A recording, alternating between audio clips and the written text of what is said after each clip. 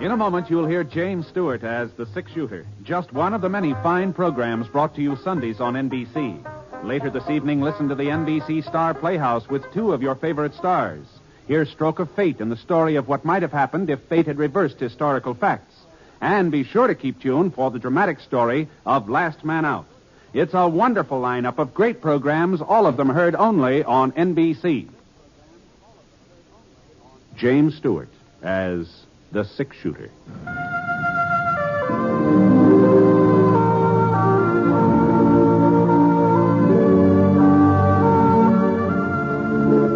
The man in the saddle is angular and long-legged.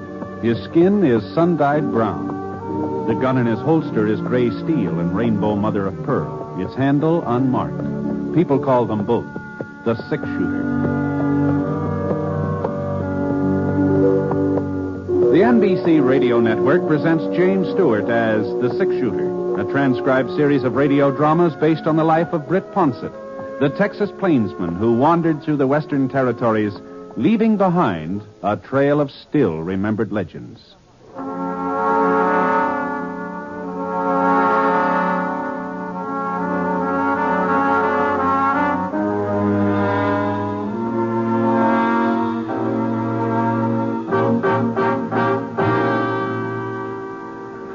Confess thee of thy sin, Desdemona, or indeed thou art to die.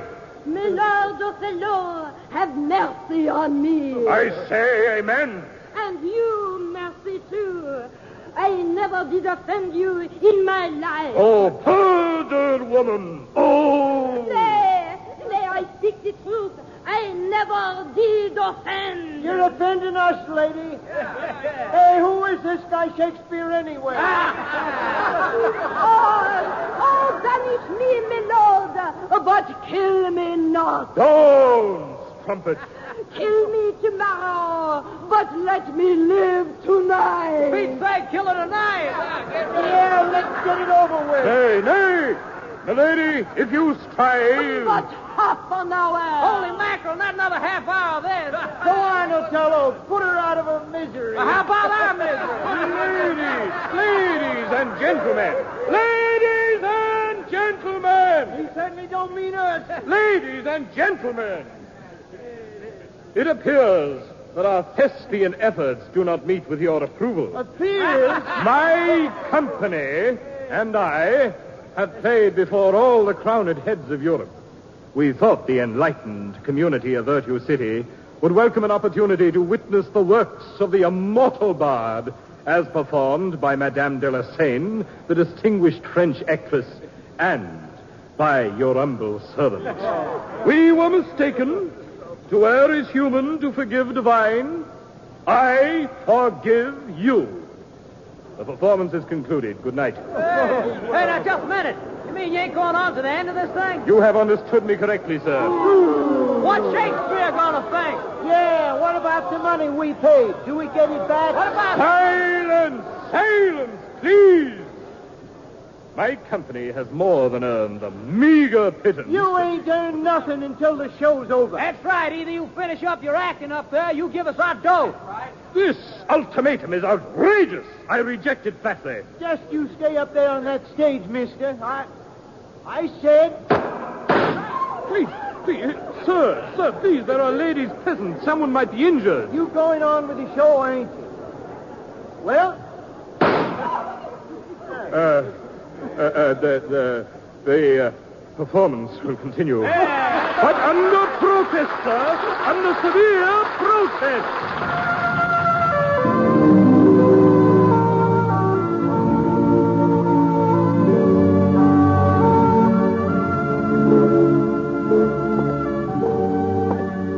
I hadn't been back to Virtue City since the second silver strike.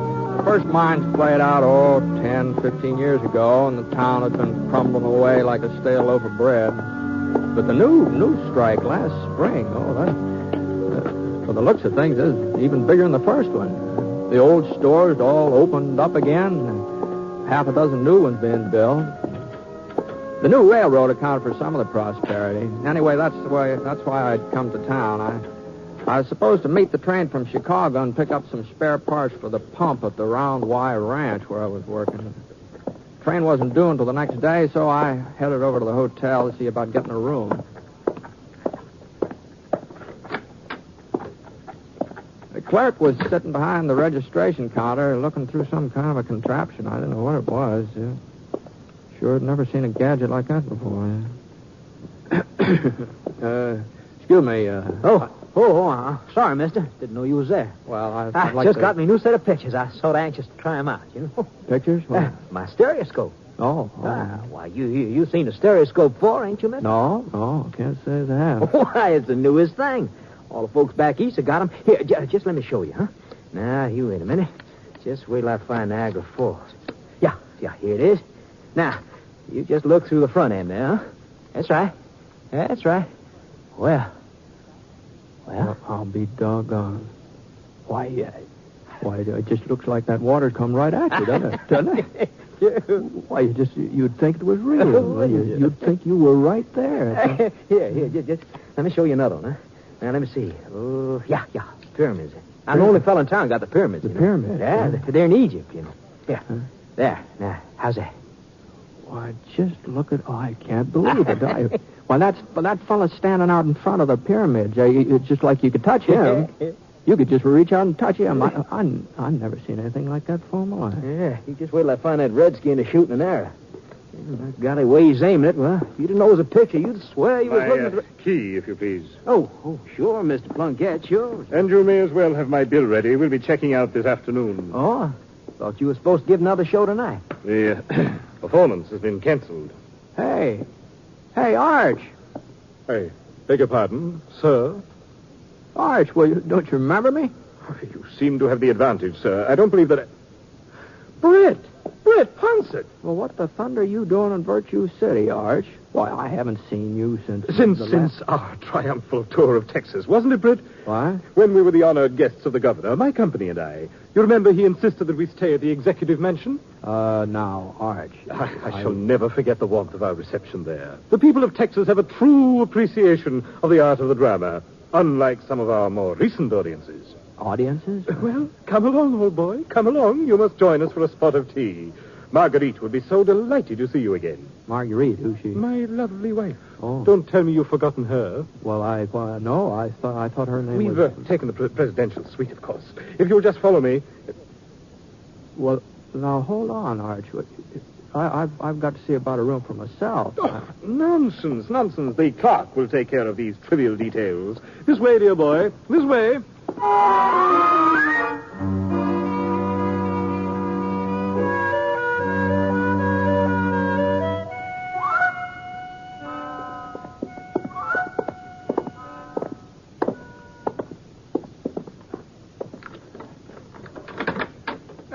Here we are, my dear Britt. Enter. Hey, what the Sam Hills happened to you, Arch? What happened to your voice? All in good time, my good man, all in good time. Marguerite? That's you, Art? Yes, my dear. I've brought someone with me. Oh, I have been, how you say, taking a little nap to snooze the nerves. Why, Brad! Why, you son of a gun! Well, where did you come from? Oh, Maggie, how are you? He was downstairs in the lobby, Mag. I had to get him up here fast before he spilled the beans. Oh, that's right. You don't know we're in the profession, do you, Brett? The what? Show business, Brett. Show business. Maggie and I are actors now. We got our own company. No. Permit me to introduce myself. Archibald Plunkett, late of London, Paris, New York, and, for an unpleasant moment, Virtue City. Plunkett, eh? Couldn't keep on calling myself Archie Plunkett. Once I gave up the dry goods emporium and started acting. Oh, I see. And this charming lady is my wife, the toast of the continent, Marguerite Delassane. What do you mean you changed your name too, Maggie? Oh, just fancied it up a speck. I used to be Maggie Rivers before I married Arch. Well, we looked on a map. There's a French river called the Seine, so, Just don't seem fair somehow. What do you mean, Brett? Well, your folks give you a handle. Seems like you ought to stick with it. Oh, not when you're in the profession. Is that so? Sure, most actors have to change their names. They do. Yeah, lots of them. Well, I guess if it's customary, Gee whiz, you're actors now, huh? Well, Arch wasn't much good at business, Britt. You know that. He always hated to stay in one place. And then when the drought hit, well, we were cleaned out. Yeah, it was right about then Doc Ryder come through with his medicine show.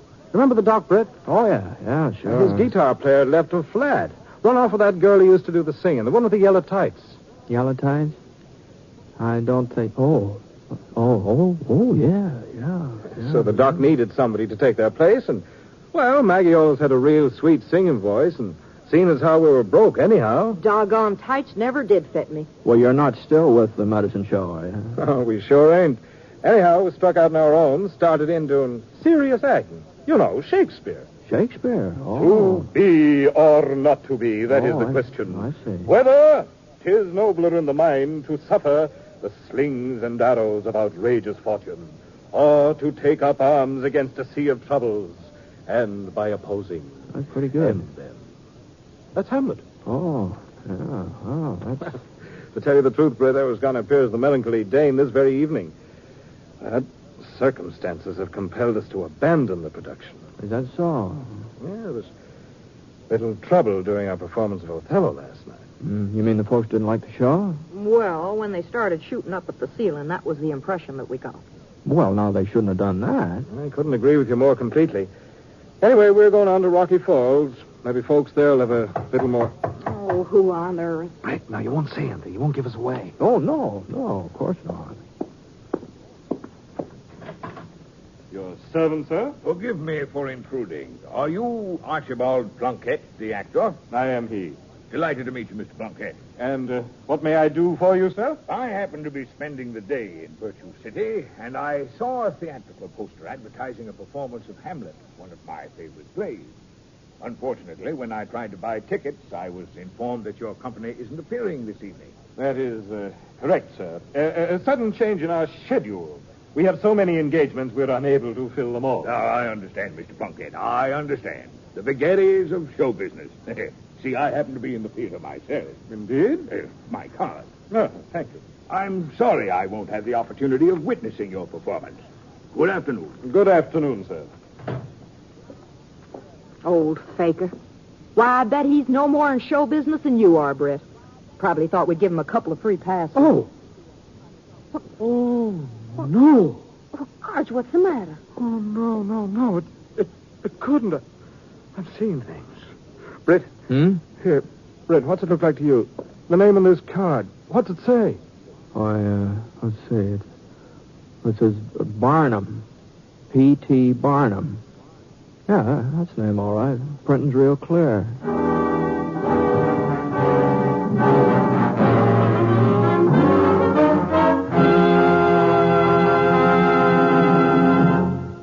We'll return to James Stewart as the six-shooter in just a moment.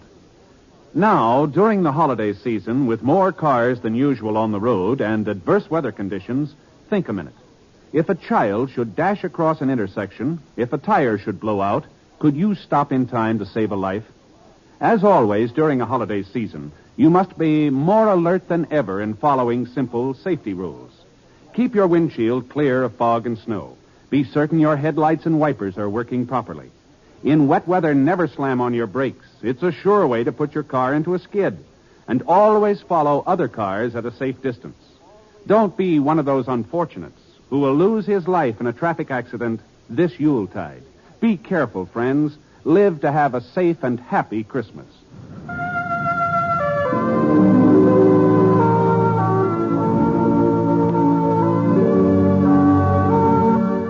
Now, Act Two of The Six-Shooter, starring James Stewart as Britt Ponsett.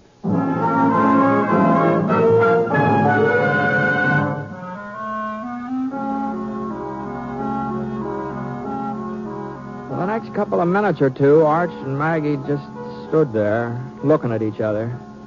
And the way they were looking at each other, I tell you, it was the same kind of an expression a calf gets just before you hit him with a branding iron. Then Arch walked over to the window and raised it up just like he was getting ready to jump out. I thought sure Maggie'd stop him. She didn't. All she did was just grab the calling card out of my hand, started rubbing her finger over the printing on it. Arch, it's real engraven. Yeah. Why can't I do it, Maggie?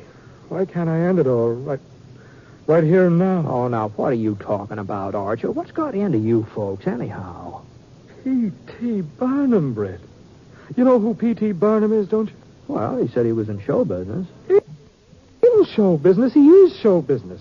Jenny Lind, General Tom Thumb, half the stars in America owe their careers to him. Yeah? Don't you see, Britt? He was going to come to the theater tonight. He was going to watch us act without us even asking him. Well... And if he liked us, well, there's no telling what would have happened. He might have hired us himself. An actor gets a chance like this only once. To appear before P.T. Barnum.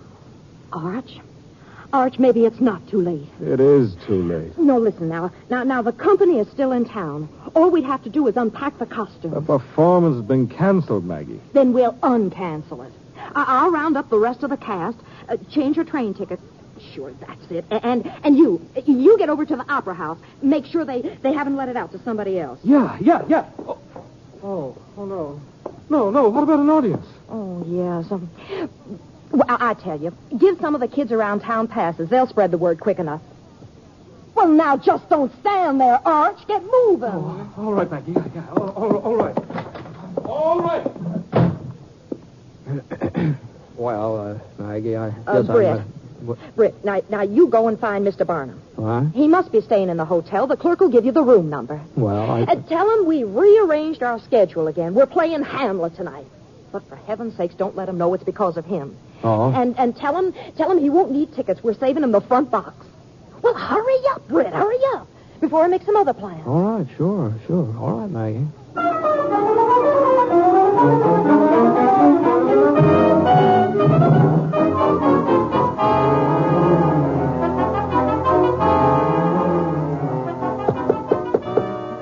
Come in. Mr. Barnum? Yes? Oh, hello there. Howdy, my name's Britt Ponsett. I'm glad to meet you, Mr. Ponsett. What can I do for you? Well, my friends, the Plunkets, the Plunkettes, they asked me to find you. Oh? And they've sort of changed their plans. It seems they're going to stay over in Virtue City tonight and give the show. Oh, I see. And they asked me to tell you that they're saving a box for you if you'd care to use it tonight. That's very considerate, Mr. Ponsett. I'd be delighted. Are you with the company? How's that? Are you one of the performers I'm to have the pleasure of watching tonight? No. I'm just a friend. You see. Oh. Well, thank you for delivering the message. Don't mention it, Mr. Barnum. No, don't mention it.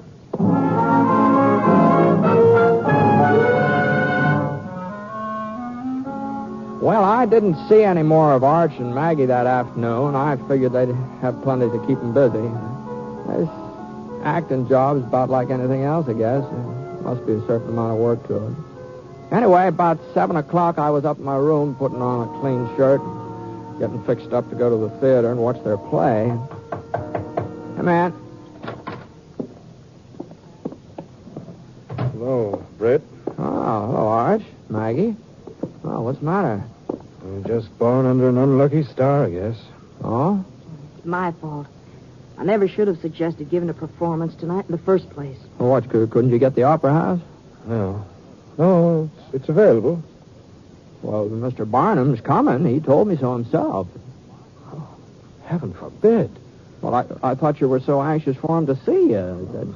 Not just to see us, but to like us, to appreciate our talent. Oh, if I'd only stopped to think, Arch. Oh, I don't blame you, my dear. I blame myself. Should have realized the whole idea of our playing tonight was out of the question. Now I've sent those kids all over town. Well, maybe we can catch an early train. Sneak away before anyone knows. Now, hold on there. Now, what are you both so down on the mouth about? Now, you got the theater, and you're going to have an audience, Mr. Barnum included. Well, that's just it, Britt, the audience. Huh? It'll be the same folks who came last night. Oh, I see. They boo us, make fun of us, probably start shooting again. And what'll Mr. Barnum think? We're the worst actors he's ever seen, that's what he'll think. Yeah, but there ought to be somewhere maintained in order. What about the sheriff? Here's the man to do it. Already seen him. Yeah? Oh, what'd he say?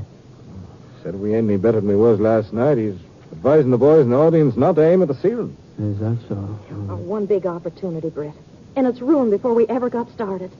Well, maybe there won't be any trouble. Maybe the audience will like this. What is Hamlet? Maybe they'll like that better than the one you gave them before. They won't. It isn't one of our most successful presentations. You couldn't try something else, could you? We only do 2 plays, Britt. Othello and Hamlet. I see. Well, I guess it wouldn't be much point in repeating that Othello, huh? No, wouldn't. Well, I'm awful sorry, Arch. I wish there was something I could do. Do you, Britt? Do you really wish there was something you could do? Why, sure, Maggie, sure. Well, as a matter of fact, we did have one possible solution. So? It sort of involves you in a way. What, me? You see, you're practically saving our lives, Brett, if you do it. Explain it to him, Arch. Well, maybe you'd better do the explaining. Oh, no. It really was your idea, Arch. Go on, Arch. Well, you see, Brett, now, don't say no until you hear me out. Well, I'm not saying anything. You see, we were thinking most of the folks here in town they must know you by sight, and they know you're the 6-shooter. So, it...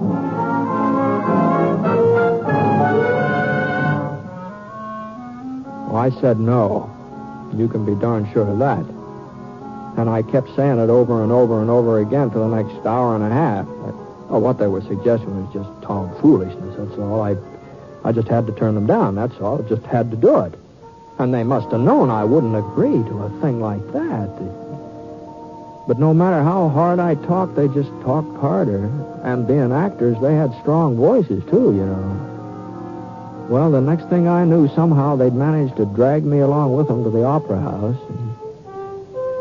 Anyhow, after the piano solo by Thelma Featherhill, the curtain went up and the show got underway. Started out all right, too. Audience seemed to be paying attention. Nobody was creating any ruckus or anything, at least not at first. Oh, that this too solid flesh would melt. That it should come to this, but 2 months dead. Oh, frailty, thy name is woman. Oh, fie on, oh, fie. Yes, fie on you, too. Yet the source of most unrighteous tears had left the flushing in her galled eyes. She married. Sounds like old Lady Crandall. She only waited 2 weeks after Jed Crandall kicked the bucket. No, it cannot come too good. But break my heart, for I must hold my tongue. Better get a good grip on it, mister. You see, Britt, you just gotta do it. I can't do it. Look at poor Arch out there. Isn't it just enough to break your heart? How weary, stale, flat, and unprofitable seem to me all the uses of this world. Your acting's a little flat, too, mister. Go on, Britt, that's your cue. What cue? What do you mean? Go on, that's it. Oh, good Horatio. I am glad to see you well. Hail to your lordship, Britt. Huh? Hail to your lordship. Oh, hail to your lordship. What make you from Wittenberg, Horatio? How's that? A truant disposition. A truant disposition. Can't get to school, kids. Here comes the truant officer. I will not hear your enemy say so. Nor shall you do mine ear that violence to make it cluster of your own reports against you. Oh, he's bringing out the report card. Sid, you better take it easy. Huh? Don't you see who that is, that other actor fella? What are you talking about? It's Britt I Ponset. know you are. Ponset, the 6-shooter? You must be crazy. He's staying at the hotel. I seen him this afternoon. Well, what's he doing up there on that stage? He's a friend of them actors. Oh. If I was you, I'd keep my big mouth shut from here on in. That ain't no sword he's wearing under that rig. That's a 6-gun, plain as day. It followed hard upon. Thrift, Horatio. The funeral baked meats did coldly furnish for the marriage table. Would I had met my dearest foe in heaven, there I had seen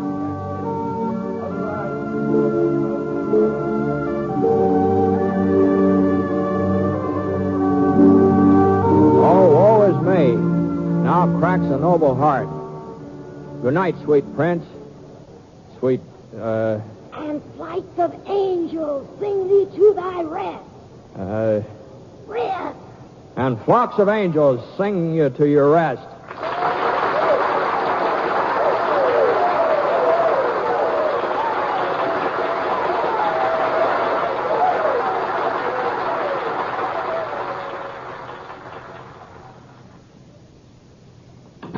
Oh, Brett, golly, we can't ever thank you enough. Why, if it hadn't been for you, I just don't know what would have ever happened. Oh, golly. And did you see? He stayed through to the end. Mr. Barnum did. Right through to the end. Britt, you were great. Arch, I never felt so foolish in my whole life. Do you think he'll come backstage, Arch? Mr. Barnum? Somebody help me get out of this thing, will you? Come in. Why, Mr. Barnum? Good evening. I just wanted to drop by and tell you how much I enjoyed your performance tonight. We are most honored, sir. Honored.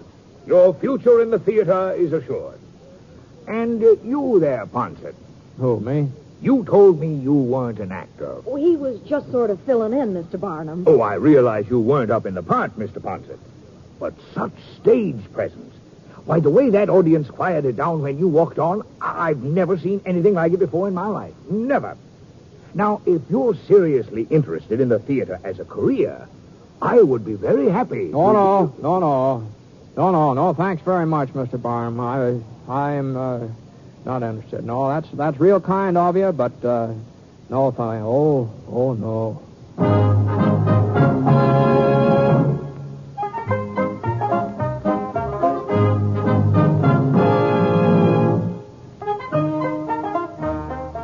Well, sir, I got out of that theater just as fast as my legs could carry me. Gee, I just don't see how anybody can set out to be an actor. All those people staring at you and that sweat running down the back of your neck. Holy smoke. And worse than any gunfight I'm sure. Of course, that applause, that after it was over, that applause, that did sound kind of good. And Mr. Barnum, he's very nice about saying that I had stage presence, whatever that means. I suppose a man could get used to play acting if he had to. It sure is a scary business.